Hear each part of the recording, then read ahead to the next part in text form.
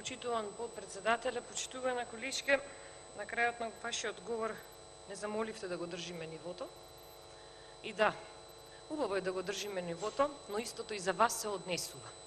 Но си ја покажавте вистинската слика каква е, додека трае репликите и додека траат се уште.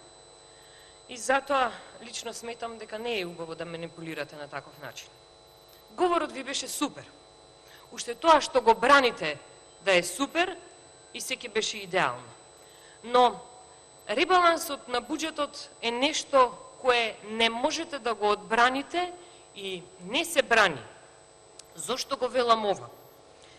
Го велам ова заради тоа што колку сјајна државава чуму ни е ребаланс на буџетов, бидејќи постојано говорите колку ни е се сјајно во државава, а ние правиме ребаланс каде од продуктивни делови планирано во 2020, кога го правевме првичниот буџет, вие, тоест вашата власт, крати во делови и става во непродуктивни ставки, како што е, например, договорни услуги. 18 милиони евра.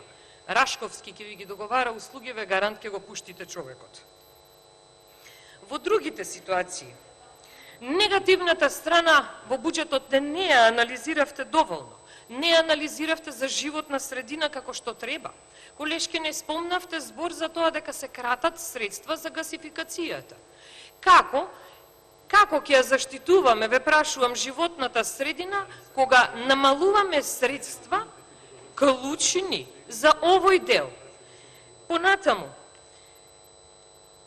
спомнувате одредени грижи за Министерството за транспорт и врски.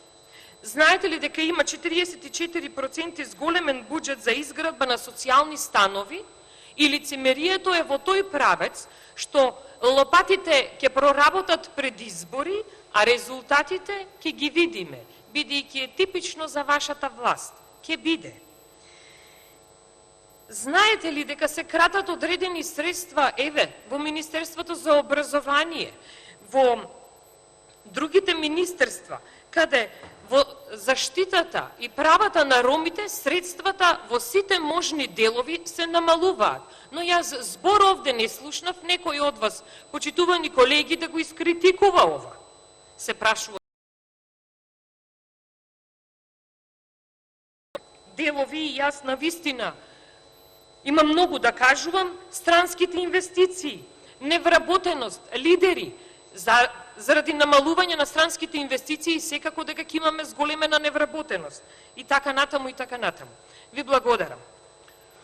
Контрреплика, пратеничка Тасевска Лидија, повелете.